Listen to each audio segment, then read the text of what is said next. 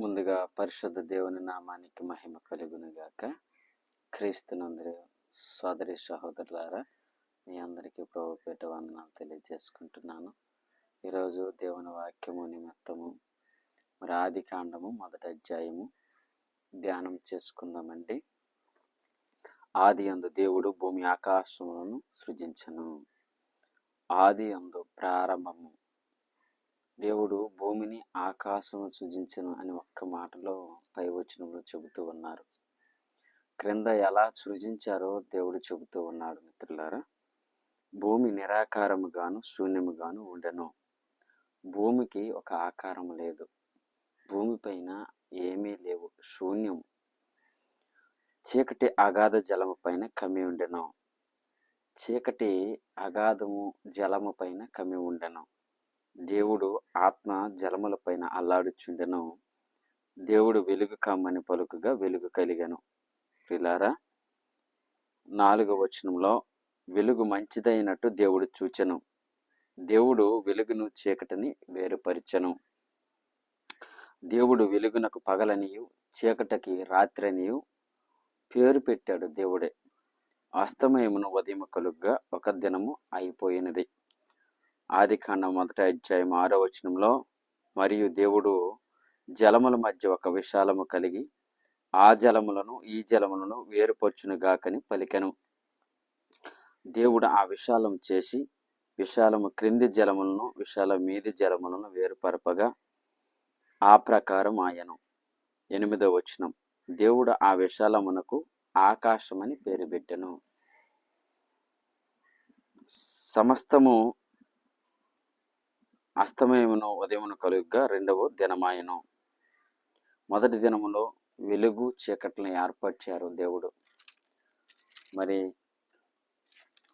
మరి వెలుగుకు పగలనియు చీకటికి రాత్రి అని పేరు పెట్టడం జరిగినది. 2వ దినములో ఆ జలములను ఈ జలముల మధ్య ఒక విశాలం చేసి ఆ విశాలాన్ని దేవుడు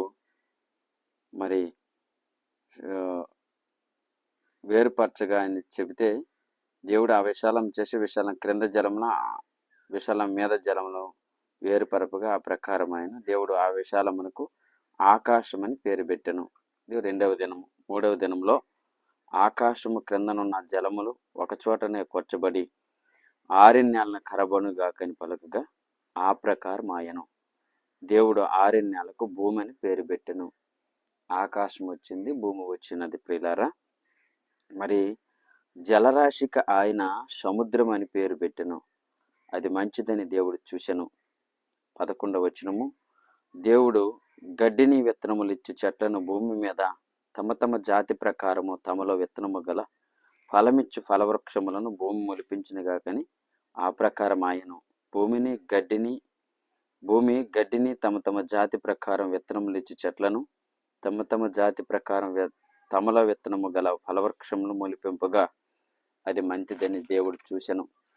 అస్తమయన ఉదయమును కలుగ 3వ దినము ఆయన. మిత్రులారా, అలాగే మరి 14వ వచనము దేవుడు పగటిని రాత్రిని వేరుపరిచినట్లు ఆకాశ విశాల ముందు జ్యోతులు కలుగునుగాకనియు అవి సూచనలను కాలములను దిన సంవత్సరములను సూచించుటకై ఇనుగాకనియు భూమి మీద వెలుగిచ్చుటకు అవి ఆకాశ విశాల మందు జ్యోతిలై ఇండుగాకని పలికెను.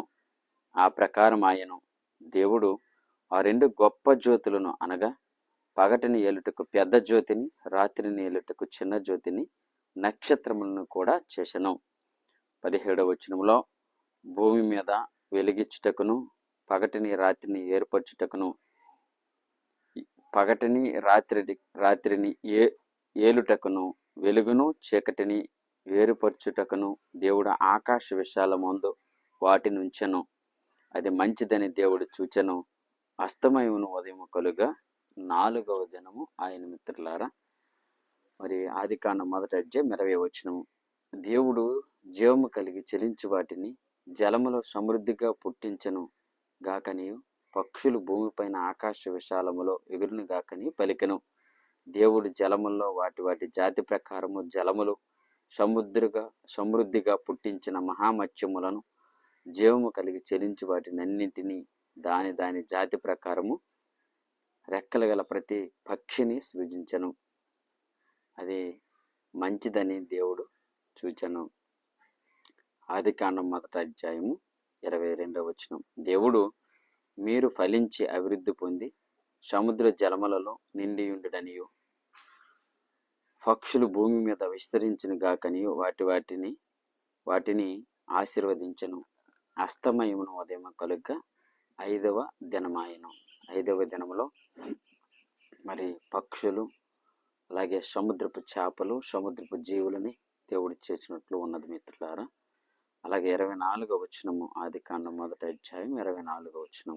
దేవుడు వాటి వాటి జాతి ప్రకారము జీవము గల వాటిని అనగా వాటి జాతి ప్రకారం పశువులను, పురుగులను, అడవి జంతువులను భూమి పుట్టించినగాకని పలికెను. ఆ ప్రకారం ఆయను.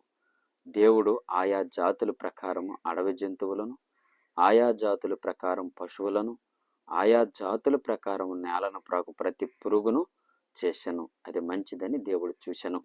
దేవుడు 26వ వచనం, మన స్వరూపముందు మన పోలికను చెప్పుదా నరులను చేయదము. వారు సముద్రపు చేపలను, ఆకాశ పక్షులను, పశువులను, సమస్త భూమి మీద ప్రాకు ప్రతి జంతువును ఏలుదురుగాకని పలికెను. 27వ వచనం, దేవుడు తన స్వరూపమందు నరుని సృజించెను. దేవుని స్వరూపమందు వారిని సృజించెను.